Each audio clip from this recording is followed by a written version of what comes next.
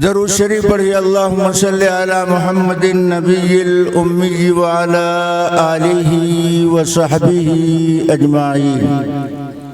الحمدللہ رب العالمین والصلاة والسلام علی اشرف الانبیاء والمرسلین وعلی آلہ واصحابہ اجمعین، اما بعد۔ عن ابی ذر رضی اللہ تعالی عنہ قال قال رسول اللہ صلی اللہ علیہ وسلم اوصیک بتقوی اللہ عز وجل فإنه أدين لأمرك كله۔ قلت زدني قال عليك بتلاوة القرآن وذكر الله عز وجل فإنها ذكر لك في السماء ونور لك في الأرض۔ قلت زدني قال عليك بطول الصمت فإنها مطردة للشيطان وعون على أمر دينك۔ قلت زدني إياك بكثرة الضحك فإن كثرة الضحك تميت القلب ويذهب نور الوجه۔ قلت زدني قال قل الحق ولو كان مرا۔ قلت زدني قال لا تخف في الله لومة لائم۔ قلت زدني قال ليعجزك عن الناس ما تعلم من نفسك أو كما قال عليه السلام۔ صدر محترم، علماء کرام، حاضرین جلسہ، پردہ نشین خواتین، اللہ تعالیٰ کی مہربانی، اس کا احسان اور کرم ہے آج کا یہ عظیم الشان اجلاس جو اس مدرسے کی جانب سے دستار بندی کے عنوان پر منعقد کیا گیا۔ ابھی آپ نے دیکھا ایک بڑی تعداد میں حفاظ کرام کے سروں پر دستار باندھی گئی۔ یہ وہ بچے ہیں جو اس مدرسے سے حافظ قرآن بنے۔ ان کے احترام میں، ان کے استقبال میں مدرسے والوں نے آج کا یہ اجلاس منعقد کیا۔ دینی مدارس میں جو اجلاس منعقد کیے جاتے ہیں اس کا مقصد کیا، اس کی ضرورت کیا؟ مدرسے کے لوگ جو اجلاس کرتے ہیں، دینی مجلس منعقد کرتے ہیں، اس کی تین بنیادی مقصد ہے۔ پہلا مقصد تو یہ ہے کہ مدرسے میں جو بچے بچیاں تعلیم حاصل کر رہے ہیں وہ اجلاس میں تعلیمی مظاہرہ، دینی پروگرام پیش کریں تاکہ مدرسے کا تعاون کرنے والے، امداد کرنے والے اپنی آنکھوں سے دیکھیں کہ مدرسہ ان بچوں کو تعلیم دے رہا ہے، یہاں کے اساتذہ ہمارے بچوں اور بچیوں پر تعلیمی محنت کر رہے ہیں جس کا نتیجہ ہم اپنی آنکھوں سے دیکھ رہے ہیں۔ اور دوسرا مقصد ہوتا ہے کہ مدرسے سے جو بچے فارغ ہوئے، فاضل ہوئے، حافظ بنے، مجمع عام میں ان کی دستار بندی کی جائے تاکہ جن کے ماں باپ نے یہ قربانی پیش کیا، اپنے بچے کو حافظ قرآن بنایا ہے، ان کا بھی اعزاز ہو سکے، ان کا بھی حوصلہ بلند ہو سکے، اور دوسرے وہ ماں باپ جو صاحب اولاد ہیں مگر ان کا کوئی بچہ یا بچی حافظ قرآن نہیں، اس حسین منظر کو دیکھ کر کے ان کے اندر شوق، جذبہ، ولولہ پیدا ہو، اس لیے مجمع عام میں حفاظ کرام کی دستار بندی کی جاتی ہے۔ یہ اجلاس کا دوسرا مقصد ہے۔ اور اجلاس کا تیسرا مقصد یہ ہوتا ہے کہ مدارس کے ذمہ داران اپنے آئندہ کے عزائم، منصوبے، پروگرام وہ عوام کے سامنے پیش کرتے ہیں کہ مدرسے میں درسگاہ کی کمی، مسجد میں وضو خانے کی ضرورت ہے، وہ آئندہ کے عزائم، منصوبے عوام کے سامنے پیش کر کے ان کو تعاون کی طرف، امداد کی طرف متوجہ کرتے ہیں۔ یہ اجلاس کے منعقد کرنے کے بنیادی مقاصد جس کی طرف میں نے اشارہ کیا۔ وہیں ایک مقصد یہ بھی ہے کہ جب بڑی تعداد میں عوام اور خواص جمع ہو رہے ہیں تو ان کے درمیان دین کی بنیادی بات پیش کی جائے جس سے ان کے عقائد کی اصلاح ہو سکے اور ان کے اعمال کے اندر سدھار پیدا ہو سکے۔ اس لیے دینی پروگرام بھی پیش کیے جاتے ہیں، علماء کے بیانات بھی کرائے جاتے ہیں تاکہ عوام کے اندر عملی بیداری پیدا ہو، اصلاح کا جذبہ پیدا ہو۔ ان چار بنیادی مقصد کو پیش نظر رکھ کر مدارس کے ذمہ داران مدرسے میں اجلاس منعقد کرتے ہیں۔ اس وقت میں نے آپ کے سامنے اللہ کے نبی کی مجلس کا ایک واقعہ ذکر کیا جو اس حدیث کے اندر بیان کیا گیا۔ اللہ کے نبی اپنے زمانے میں لوگوں کے درمیان دین کس طرح پیش کیا کرتے تھے؟ نبی نے کوئی کتاب لکھی نہیں، نبی کا کام لکھنا نہیں ہے، نبی کا کام کتاب تیار کرنا نہیں ہے، نبی کا کام ہے اللہ کا دین اللہ کے بندوں کو پہنچانا، اللہ کا دین اللہ کے بندوں کو سکھانا، اللہ کا دین اللہ کے بندوں کو بتانا، یہ نبی کا کام۔ جیسے نبی کا کام بندوں کو دین سکھانا ہے، ایسے نبی کا ایک کام ہے اللہ سے احکام لینا، اللہ سے احکام لینا اور حاصل شدہ احکامات کو اللہ کے بندوں تک پہنچانا، یہ نبی کا کام ہوا کرتا ہے۔ محمد الرسول اللہ صلی اللہ علیہ وسلم۔ ارے بات سمجھ میں آ رہی ہے؟ کون کون سمجھ رہا ہے؟ ذرا ہاتھ اٹھاؤ، ہمیں اندازہ ہونا چاہیے۔ ماشاءاللہ یہ جو کھڑے ہیں یہ بھی سمجھ رہے ہیں، تو جو بیٹھے ہیں وہ تو زیادہ سمجھ رہے ہوں، اور جو پڑھے ہیں وہ تو بالکل نہیں سمجھ رہے ہوں۔ جو اپنے گھر میں پڑھے ہیں وہ بالکل نہیں سمجھ رہے ہیں، جو کھڑے ہیں وہ سمجھ رہے ہیں، اور جو بیٹھے ہیں وہ زیادہ سمجھ رہے ہیں، اس لیے کہ وہ زیادہ قریب ہیں۔ اب ذرا دھیان سے ہماری بات سنو، ہم آلتو فالتو بات کرنے کے قائل نہیں، جو بات کہیں گے ذمہ داری کے ساتھ کہیں گے، اور بات کو بالکل آسان کر کے آپ کو بتائیں گے، آپ کو سنائیں گے کہ ہر ایک کی سمجھ میں ہماری بات آئے۔ دھیان سے سن۔ اللہ کے نبی نے اللہ کے دین کو لوگوں کے درمیان کس طرح پہنچایا؟ اللہ کے نبی نے لوگوں کو دین کس طرح سکھایا؟ حدیث میں نبی کا دو عمل ذکر کیا گیا ہے۔ پہلا عمل، اللہ کے نبی لوگوں کے درمیان تشریف لے جاتے، لوگوں کو جمع کر کے دین کی بات سنایا کرتے تھے اور دین کی بات سکھایا کرتے تھے۔ کبھی کبھی ایسا بھی ہوتا تھا کہ دین دین سیکھنے والا خود چل کر نبی کی مجلس میں حاضر ہو کر درخواست کرتا تھا اللہ کے نبی ہمیں دین کی بات سنائیے، اللہ کے رسول ہمیں دین کی بات سکھائیے۔ یہ نبی کی مجلس میں آ کر درخواست کرنے والے کو بھی اللہ کے نبی نے دین کی بات سکھائی۔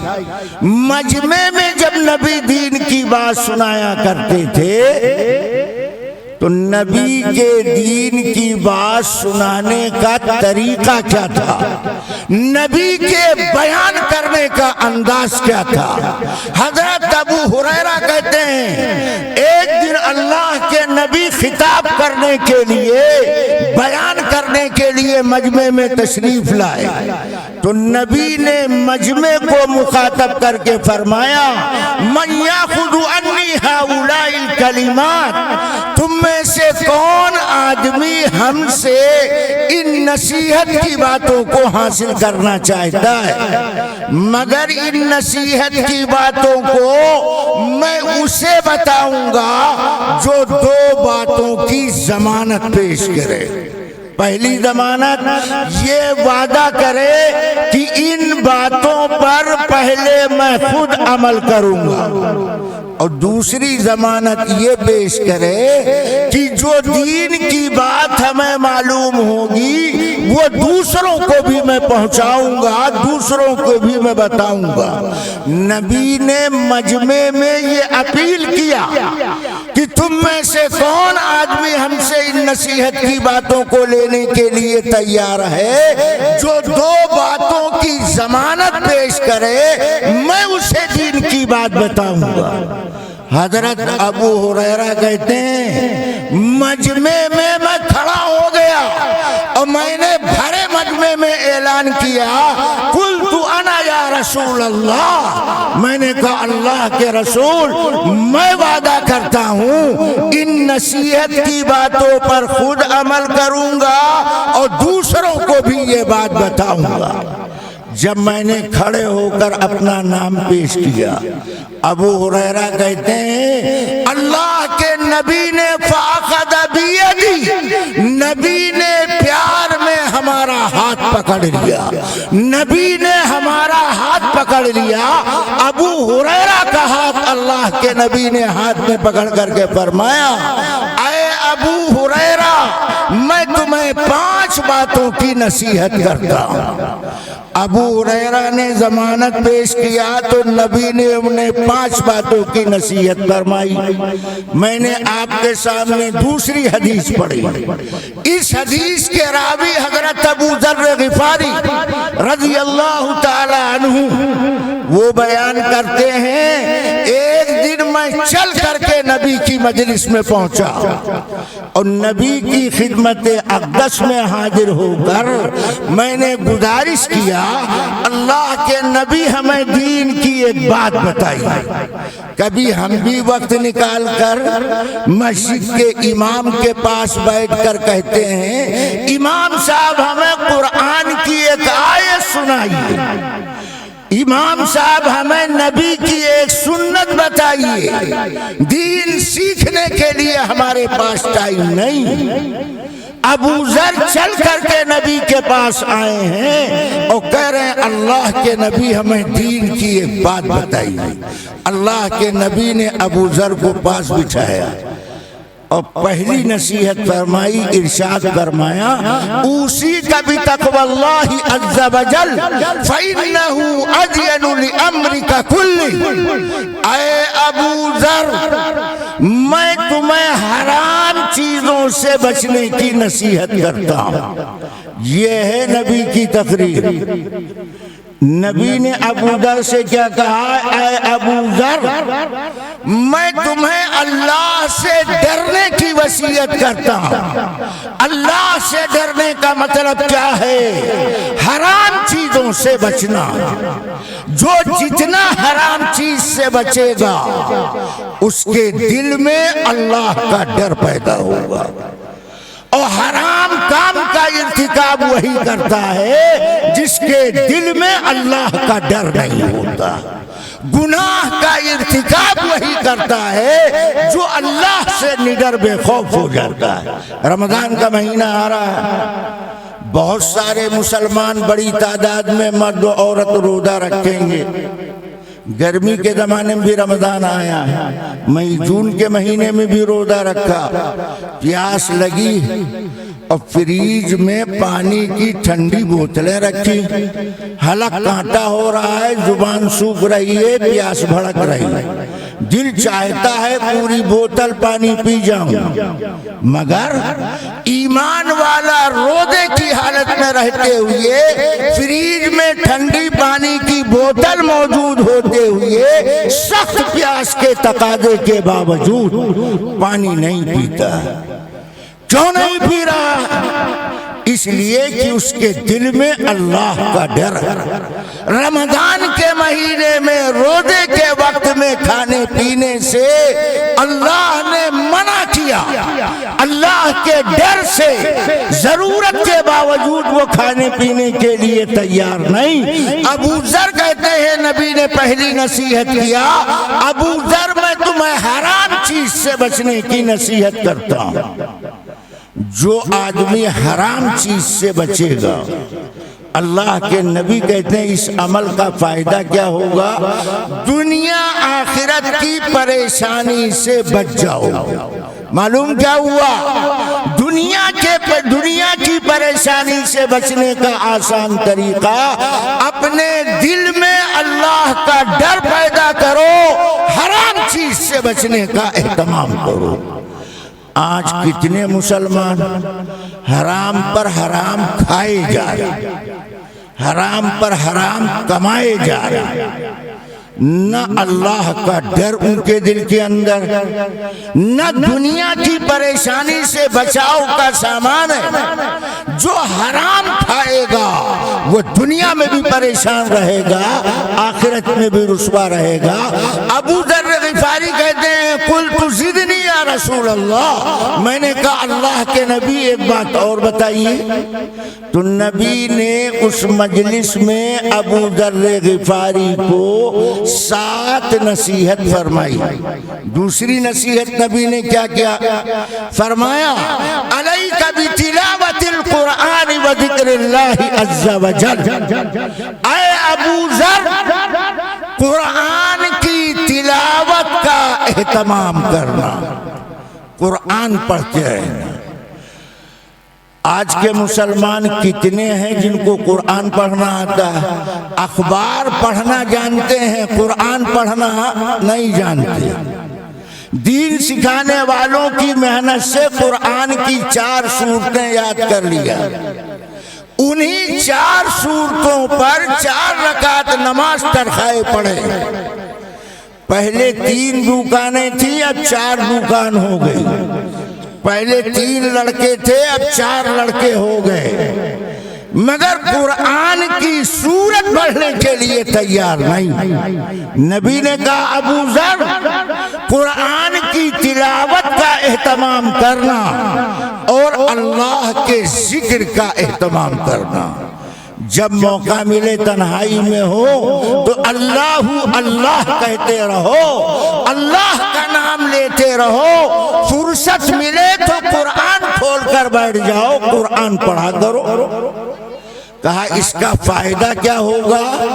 نبی فرماتے ہیں تمہارا تذکرہ آسمان میں کیا جائے گا، اور آسمان میں کون ہے؟ معصوم فرشتے رہتے ہیں، نبیوں کی روحیں رہتی ہیں۔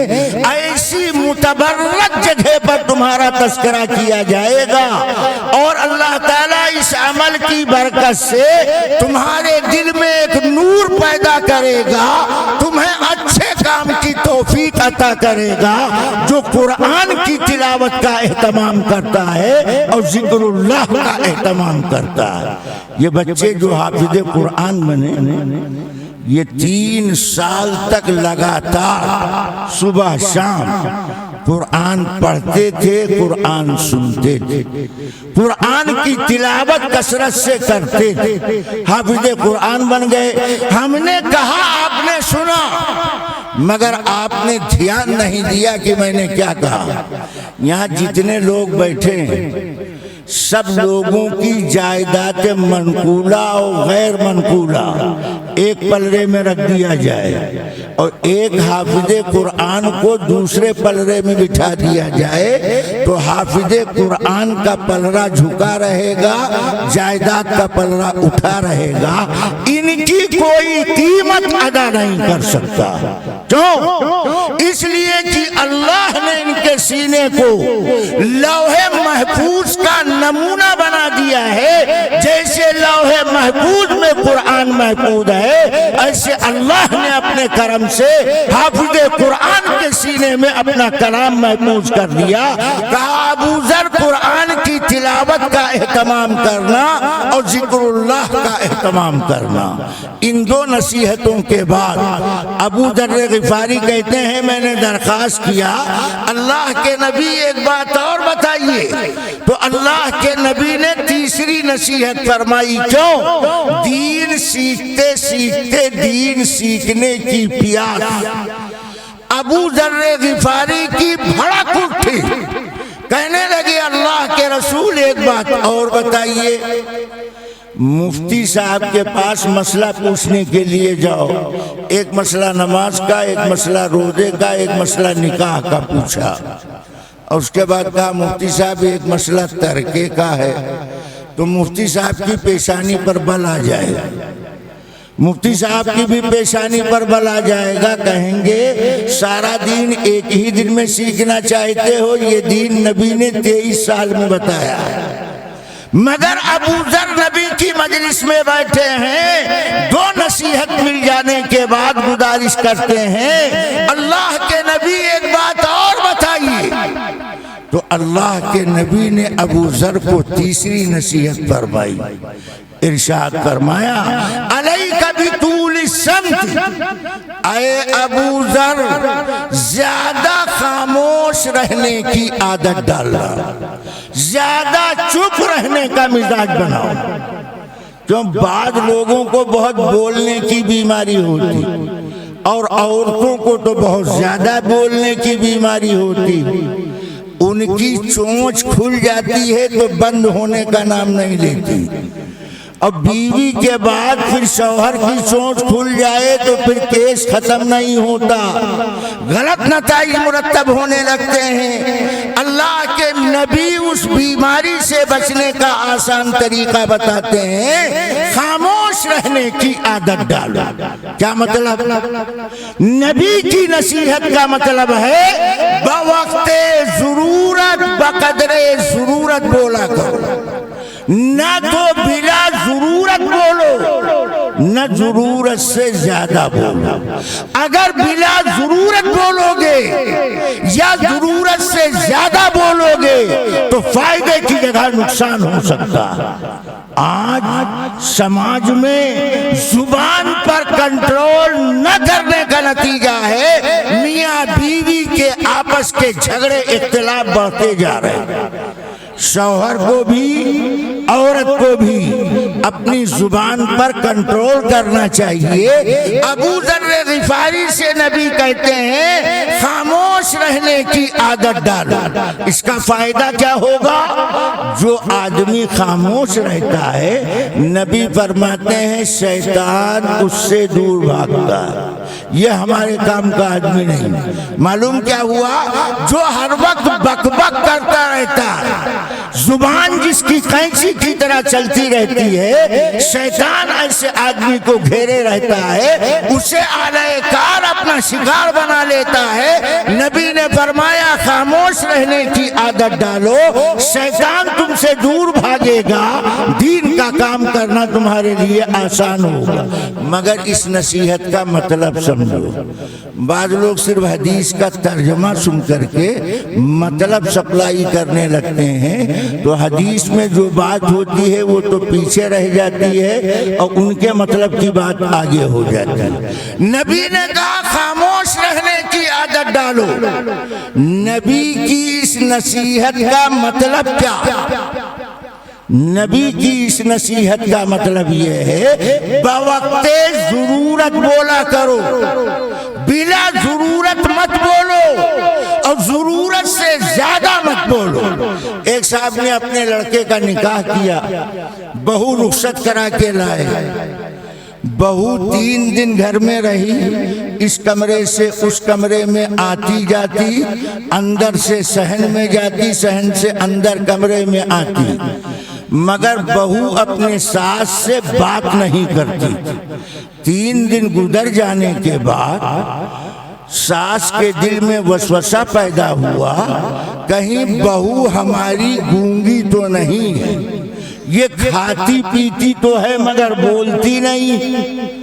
تو تیسرے دن ساس نے بہو سے کہا بٹیا تو بولتی کیوں نہیں؟ تو بہو بولی تو کیا بولی؟ بہو نے کہا اماں یہ بتاؤ اگر میرے شوہر کا انتقال ہو گیا تو میرا کیا ہوگا؟ بہو نے جب یہ کہا تو ساس نے سر پکڑ لیا، کہا اس بولنے سے نہ بولنا اچھا تھا، اس بولنے سے نہ بولنا اچھا تھا۔ آپ اکابر دیوبند کے واقعات پڑھیں، ان کی حالات زندگی کا مطالعہ کریں تو آپ کو علماء دیوبند کی یہ خصوصیت نظر آئے گی کہ وہ بولنے سے پہلے سوچتے ہیں، وہ سوچ کر کے بولا کرتے ہیں۔ جو آدمی سوچ کر بولے گا وہ غلط بات نہیں بولے گا، اور جو بلا سوچے بولے گا وہ غلط سلط بھی بولے گا، بغیر سوچے لکھے گا تو لکھنے کے بعد اپنی لکھی ہوئی بات کو حرف غلط کی طرح مٹایا بھی کرے گا۔ علماء دیوبند کی شان یہ ہے، ان کی خصوصیت اور ان کی پہچان یہ ہے کہ وہ بولنے سے پہلے سوچتے ہیں، سوچ کر کے بولتے ہیں۔ جو بول دیا وہ بول دیا، جو لکھ دیا وہ لکھ دیا، جو کہہ دیا وہ کہہ دیا، اس لیے کہ یہ طریقہ بتایا حضرت محمد رسول اللہ صلی اللہ علیہ وسلم نے، اے ابو ذر زیادہ بولنے سے بچنا، خاموش رہنے کی عادت ڈالو۔ معلوم ہوا ضرورت کے وقت بولنا چاہیے اور بلا ضرورت نہیں بولنا چاہیے، اور ہر بات ہر آدمی کو بھی نہیں بولنا چاہیے۔ دھیان سے سنو، میں پیراگراف بدل کے ایک بات کہہ رہا ہوں۔ ہر بات ہر آدمی کو نہیں بولنا چاہیے۔ اتنا بڑا مجمع ہے مگر میں یقین کے ساتھ کہتا ہوں اس مجمع میں سے ایک آدمی بھی وہ سچی بات بولنے کی ہمت نہیں کر سکتا۔ آپ کہیں گے مولانا آپ نے بہت زبردست بیک گراؤنڈ لگایا ہے کہ بات سچی ہے، مگر اتنے بڑے مجمع میں ایک آدمی وہ سچی بات بولنے کی ہمت نہیں کر سکتا۔ وہ بات کون سی ہے؟ دھیان سے سنو۔ لڑکا روزانہ صبح اپنے باپ کی زبان سے سنتا تھا کہ فجر کی نماز کے بعد گھر میں آ کر ابا کہتے بیگم ادھر آؤ، میڈم ادھر آؤ، شریک حیات چائے لاؤ۔ کیوں؟ ہر شوہر اپنی بیوی کو بیگم بولتا، میڈم بولتا، زوجہ بولتا، اہلیہ بولتا، شریک حیات بولتا۔ لڑکا روزانہ اپنے باپ کی زبان سے یہ سن رہا۔ اگلے دن باپ سفر میں چلا گیا، اب صبح ہوئی تو فجر کی نماز کے بعد بیٹا بولا ابا کی میڈم چائے لاؤ، ابا کی بیگم پانی لاؤ۔ اگر لڑکا یہ بولے گا اور ماں غیرت مند قسم کی ہوگی تو چمٹا لے کر کے دوڑا لے گی اور کہے گی کمبخت، یہ تیرے باپ کو بولنے کا پاور اختیار ہے مگر تجھے بولنے کا یہ پاور اختیار نہیں ہے۔ حالانکہ اس کے باپ کی یہ زوجہ ہے، بیگم ہے، میڈم ہے، شریک حیات ہے، سے غلط ثابت نہیں کر سکتا، مگر کوئی شریف آدمی بیٹے کی اس بول کو پسند نہیں کر سکتا۔ معلوم ہوا ہر حق بات ہر ایک کو بولنا نہیں چاہیے، اور ہر بات ہر آدمی بول بھی نہیں سکتا۔ پہلے دیکھنا پڑے گا یہ اس کے بولنے کے لائق بات ہے بھی کہ نہیں ہے۔ بات کو وزن کرو، ہر بات کو، ہر سچی بات بولنے کے لیے 3 چیزوں کا لحاظ کرنا ضروری ہے۔ دھیان سے سنو، سچی بات کو بولنے کے لیے 3 چیزوں کا خیال رکھنا ضروری ہے۔ نمبر 1، بولنے والے کی نیت درست ہو، ڈنکا پیر بننے کے لیے نہ بول رہا، لوگوں کو نفع پہنچانے کے جذبے سے بول رہا۔ بولنے والے کی نیت درست ہونا چاہیے، اصلاح کے لیے بول رہا ہے، لوگوں کو رسوا کرنے کے لیے نہیں بول رہا۔ اور دوسری شرط، بات سچی پکی لوہا لاٹ ہونی چاہیے، کچی ادھوری بات نہیں ہونی چاہیے۔ اور تیسری شرط، کہنے والے کے دل میں ہمدردی کا جذبہ ہونا چاہیے، کہنے والے کے دل میں ہمدردی کا جذبہ ہونا چاہیے۔ اگر ان قیود کی رعایت کرے گا تو سخت سے سخت بات بولے گا، لوگوں کو فائدہ پہنچے گا۔ بولنے سے پہلے اپنی زبان پر کنٹرول کرو۔ تیسری نصیحت میں نبی نے فرمایا، ابو ذر خاموش رہنے کی عادت ڈالو، اس لیے کہ خاموش رہنے سے شیطان دور بھاگتا ہے۔ ایسے آدمی کے لیے دین کا کام کرنا آسان ہوتا۔ اب 4 نصیحت بچی ہے، میں جلدی جلدی ذکر کرتا ہوں۔ ابو ذر غفاری نے کہا، زدنی یا رسول اللہ، اللہ کے نبی ایک بات اور بتائیے، ایک نصیحت اور کیجئے۔ تو نبی نے اسی مجلس میں ابو ذر غفاری کو 4تھی نصیحت کی۔ ارشاد فرمایا، ایاک بکثرۃ الضحک، اے ابو ذر زیادہ ہنسنے سے بچنا۔ ہر وقت ہنسی ٹھٹھا مذاق یہ ایمان والوں کا طریقہ نہیں، یہ سنجیدہ لوگوں کا کام نہیں، یہ بازاری قسم کے لوگوں کا کام ہے، ہر وقت ہنسی مذاق کر رہے ہیں۔ ابو ذر غفاری سے نبی کہتے ہیں زیادہ ہنسنے سے بچنا۔ کیوں؟ اس لیے کہ زیادہ ہنسنا یہ دل کو مردہ کر دیتا ہے، چہرے کو بے نور کر دیتا ہے۔ ایسے آدمی کی سماج میں کوئی حیثیت نہیں رہتی ہے جو ہر وقت ہنسی مذاق ٹھٹا کرتا رہتا ہے۔ تو نبی نے کہا زیادہ ہنسنے سے بچنا۔ اس سے کیا معلوم ہوا؟ کبھی کبھی ہنسنا بھی چاہیے، اپنے بیوی بچوں کے درمیان بیٹھ کر، اپنے دوست احباب کے درمیان بیٹھ کر کبھی کبھی ہنسنا بھی چاہیے۔ زیادہ ہنسنے سے منع کیا گیا، مگر کبھی کبھی ہنسنے سے منع نہیں کیا گیا۔ زیادہ ہنسنے سے دل مردہ ہوتا ہے اور چہرہ بے نور ہو جاتا ہے۔ اور کبھی کبھی ہنسنے سے حکما کہتے ہیں انسان کی اعضائے رئیسہ کو طاقت ملتی، کبھی کبھی ہنسنے سے انسان کی اعضائے رئیسہ کو طاقت ملتی ہے، لہذا کبھی کبھی ہنسنا بھی چاہیے۔ اب عصر کی نماز کے بعد امام صاحب حجرے میں بیٹھ کر متولی صاحب سے بات کر رہے تھے اور کسی بات پر امام صاحب کو ہنسی آ گئی، متولی صاحب بھی ہنس پڑے۔ اب ایک ترشتی ممبر صاحب کمرے میں داخل ہوئی، امام کو ہنستا دیکھ کر امام کی پیٹھ پر فتویٰ چپکا دیا کہ ہمارے امام کو ہنسنے کا سنت طریقہ معلوم ہے۔ امام صاحب ہنس رہے تھے تو ان کے سامنے کے دانت دکھائی پڑ رہے تھے۔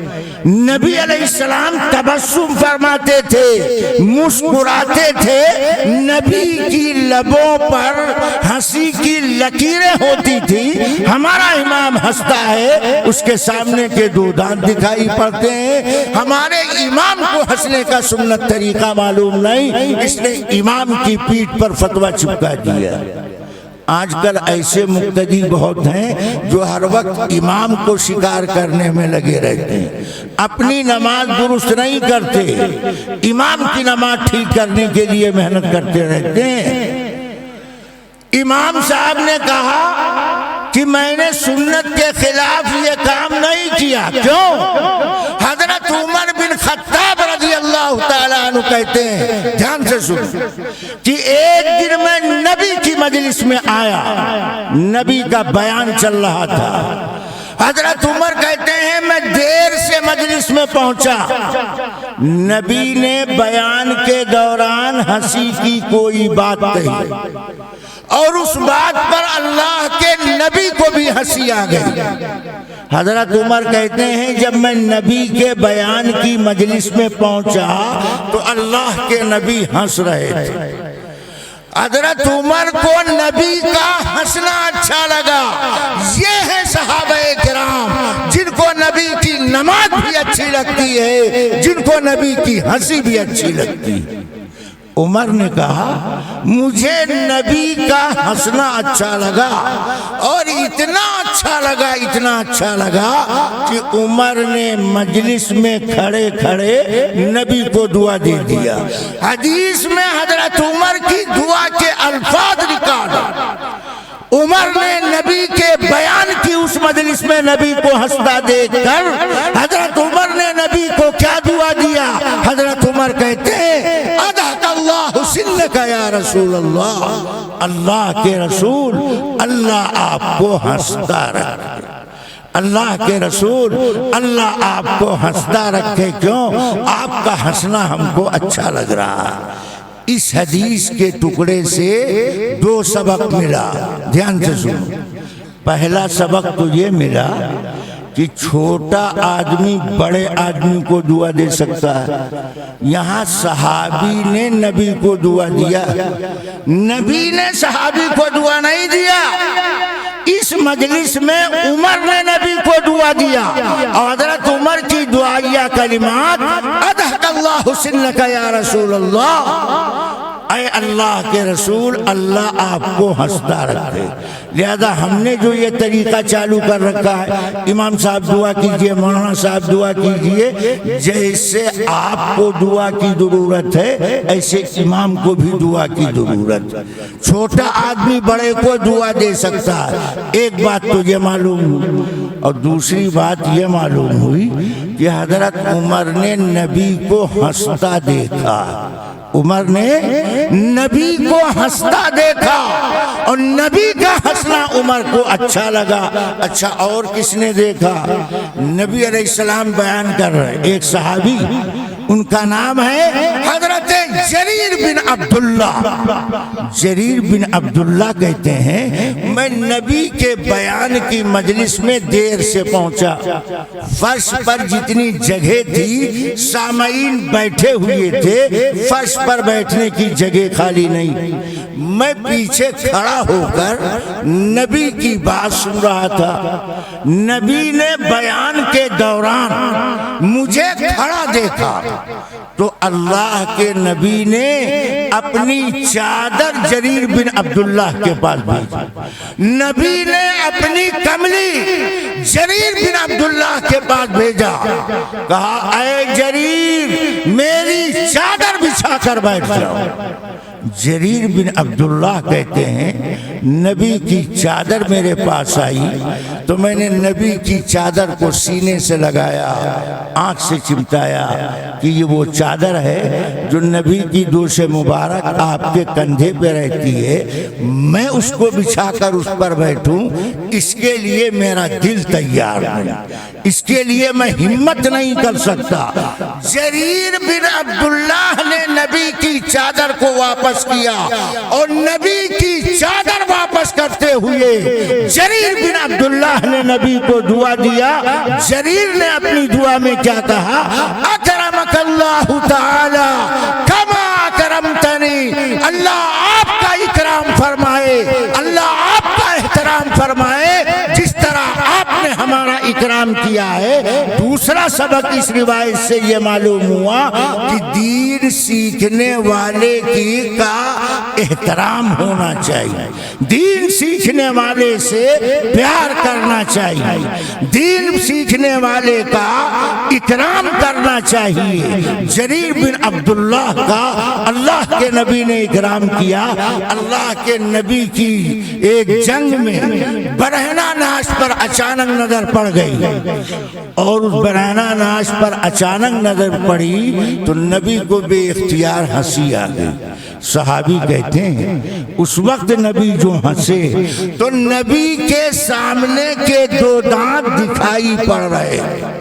نبی ہنسے اور اس طرح ہنسے کہ نبی کے سامنے کے 2 دانت نظر آ رہے تھے۔ معلوم یہ ہوا نبی کبھی کبھی تبسم فرماتے تھے، مسکراتے تھے، اور کبھی کبھی کھل کے بھی ہنسا کرتے تھے۔ ابو ذر غفاری کو نبی نے چوتھی نصیحت میں زیادہ ہنسنے سے منع کیا۔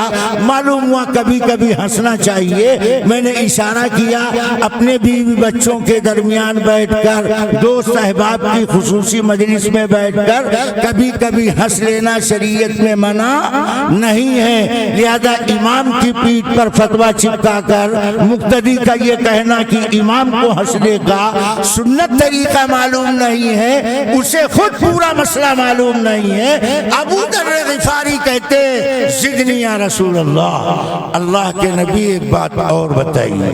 تو اللہ کے نبی نے 5ویں نصیحت فرمائی، ارشاد فرمایا قل الحق ولو کان مرا، اے ابو ذر سچ بات کہو اگرچہ سننے والوں کو گرا معلوم، حق بات بولو اگرچہ سننے والوں کو ناخوشگوار معلوم۔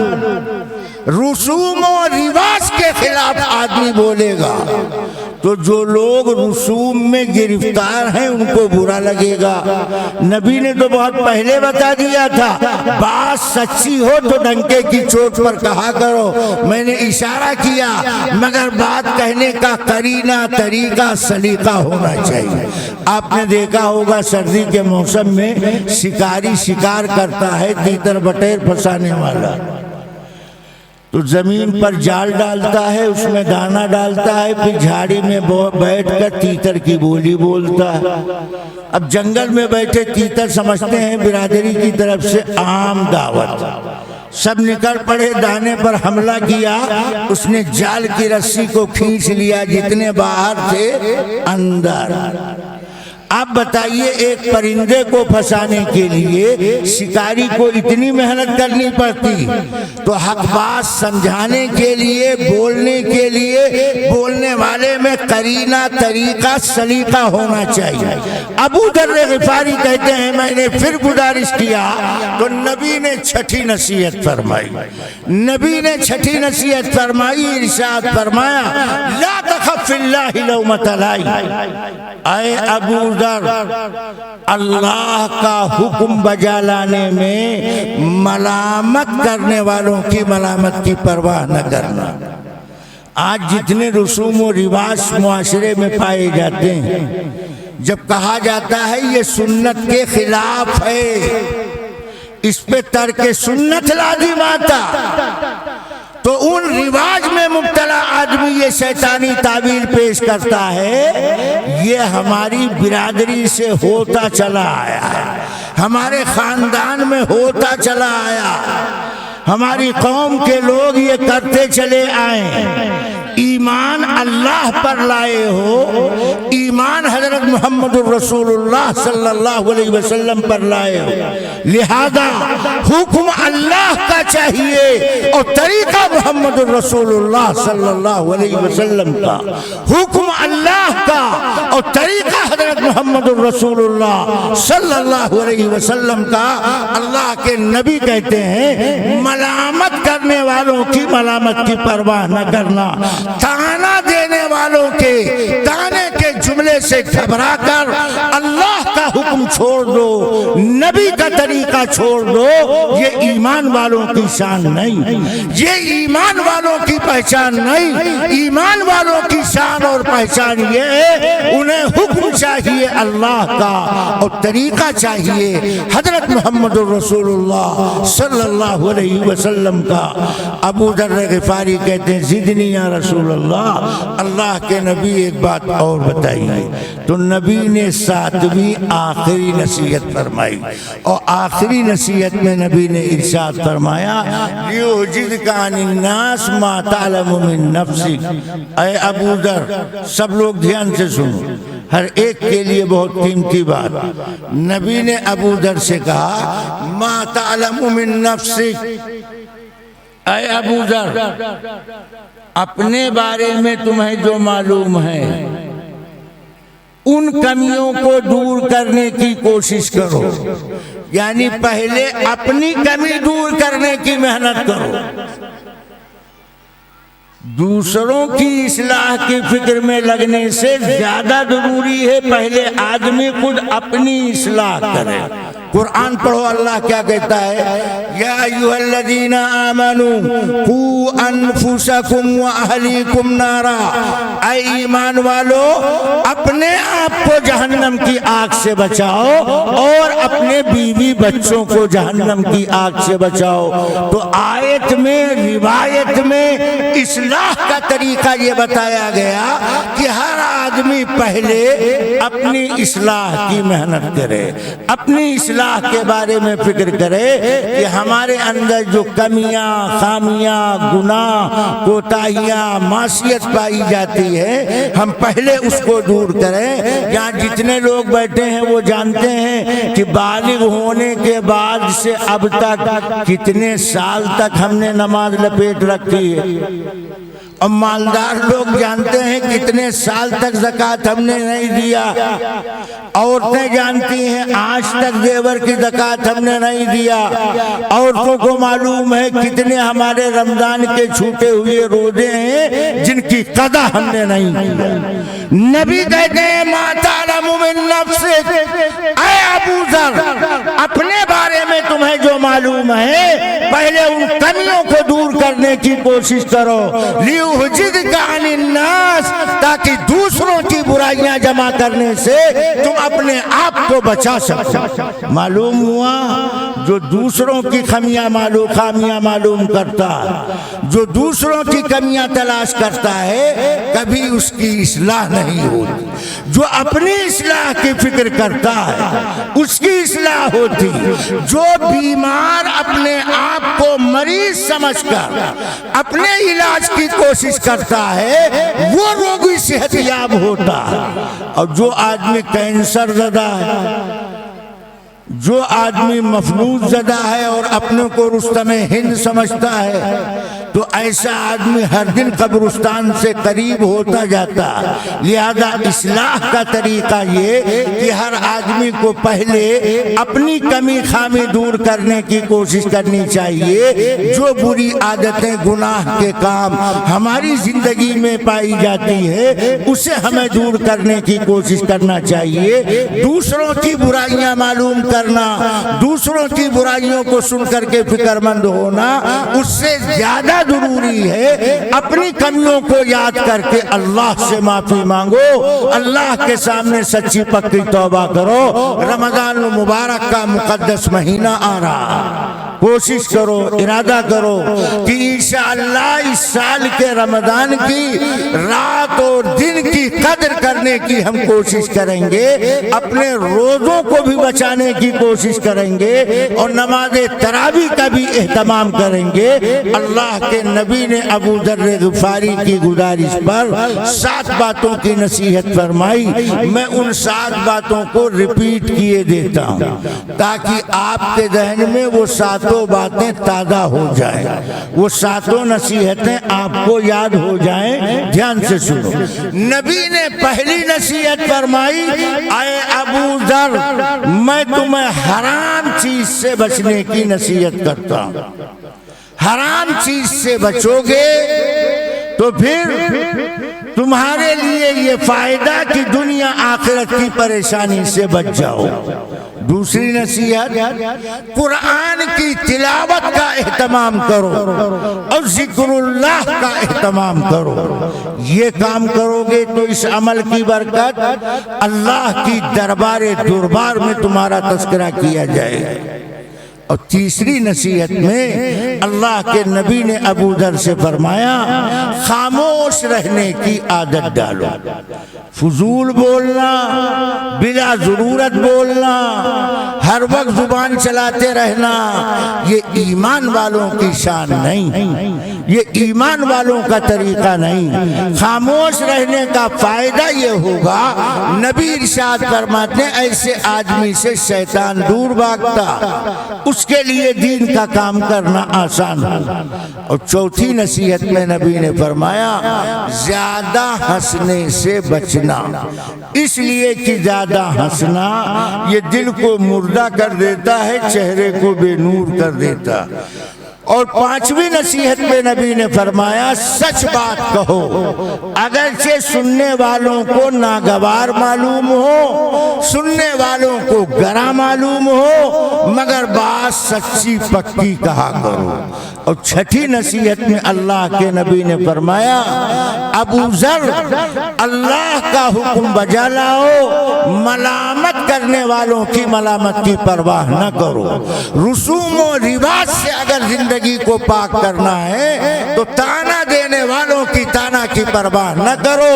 اگر برادری کے تانے کی آواز میں دبے رہو گے، کبھی تمہاری زندگی میں سنت کا نور پیدا نہیں ہو سکتا ہے، تم رسوم و رواج کی تاریکی میں گرفتار رہو۔ ابو ذر غفاری کہتے ہیں، اللہ کے نبی نے ساتویں نصیحت فرمائی، اے ابو ذر، اپنے بارے میں تمہیں جو معلوم ہے، پہلے اپنی کمیاں، خامیاں، کوتاہیوں کو دور کرنے کی کوشش کرو۔ جو آدمی اپنی اصلاح کی فکر کرتا ہے، وہ دوسروں کی برائیاں جمع کرنے سے اپنے آپ کو الگ تھلگ کر لیتا ہے۔ اس لیے اصلاح کی اس ترتیب کو اختیار کرنا چاہیے۔ میں پھر ہم اس ادارے کے ذمہ داران، اساتذہ، کارکنان کو، ان حفاظ کرام، ان کے ماں باپ کو دل کی گہرائی سے مبارکباد پیش کرتے ہیں۔ مدرسے والوں کے حق میں دعا کرتے ہیں کہ اللہ تعالیٰ ان کی اس خدمات کو قبول فرمائے اور آئندہ اس سے زیادہ بڑھ چڑھ کر کام کرنے کی توفیق عطا فرمائے۔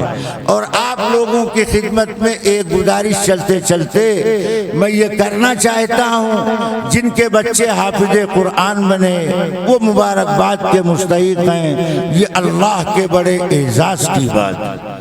اللہ نے قرآن کی 6666 آیتیں زبر زیر پیش کے ساتھ، ترتیب کے ساتھ چھوٹے سے سینے میں جمع کر دیا۔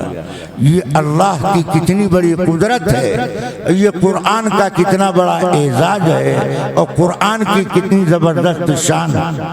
وہیں جن کو بھی اللہ تعالیٰ نے صاحب اولاد بنایا، وہ لوگ ارادہ کریں انشاءاللہ ہم بھی اپنے ایک بچے کو کم سے کم حافظ قرآن بنانے کی کوشش کریں گے۔ کون کون تیار ہے؟ ذرا ہاتھ اٹھا۔ ماشاءاللہ بڑے میاں بھی ہاتھ اٹھائے، جبکہ ان کا بیٹا بھی انہی کے برابر پہنچنے والا۔ اب تم اس بوڑھے آدمی کو حافظ بنانے کی کوشش کرو گے؟ نہیں، وہ کہنا یہ چاہتے ہیں، مولانا ہم بوڑھے ہو گئے، ہمارا بیٹا بوڑھا ہو گیا، مگر ہمارے پوتے ہیں، ہمارے پاس نواسے ہیں، ہم ان کو حافظ قرآن بنائیں۔ اور اگر مجمع میں کوئی ایسا بوڑھا جس کے پاس نہ پوتا ہے نہ نواسا ہے، وہ کیا کرے؟ تو اس کے لیے میں آسان ترکیب بتاتا ہوں۔ وہ صبح مدرسے میں آ جاؤ، اور مدرسے کے جو ذمہ دار ہیں، ناظم ہیں، کارکن ہیں، آپ ان سے ملاقات کیجئے اور کہیے ایک بچے کو حافظ بنانے میں کتنا خرچہ آتا ہے، تو وہ آپ سے موٹا موٹا حساب بتائیں گے کہ ایک بچہ 3 سال میں حافظ قرآن بنتا، اور ایک بچے کا سالانہ خرچہ تقریباً 12,000 روپے آتا ہے، تو آپ 36,000 روپے کا انتظام کر لو۔ 12,000 روپیہ سالانہ مدرسے میں ایک غریب بچے کا خرچ برداشت کرتے رہو، اپنے ذمے لے لو، 3 سال میں 36,000 روپے آپ کے جمع ہوں گے، اور ایک غریب بچہ آپ کے پیسے سے حافظ قرآن بن جائے گا، تو یہ بچہ بھی آپ کے بچے کی طرح آپ کی طرف سے حافظ قرآن کہلائے گا۔ کسی کو مایوس ہونے کی ضرورت نہیں ہے، ہر ایک کو حوصلہ بلند رکھنا چاہیے، اللہ کی طرف سے عطا کی جانے والی روحانی ایمانی نعمت کو حاصل کرنے کی کوشش کرنا چاہیے۔ اللہ تعالیٰ ان باتوں پر عمل کرنے کی توفیق عطا فرمائے۔ کیونکہ سردی کا موسم ہے، رات کا کافی حصہ گزر چکا، میں انہی باتوں پر اپنی بات ختم کرتا ہوں۔ اللہ تعالیٰ سب کو عمل کی توفیق عطا فرمائے۔ وآخر دعوانا الحمدللہ رب العالمین۔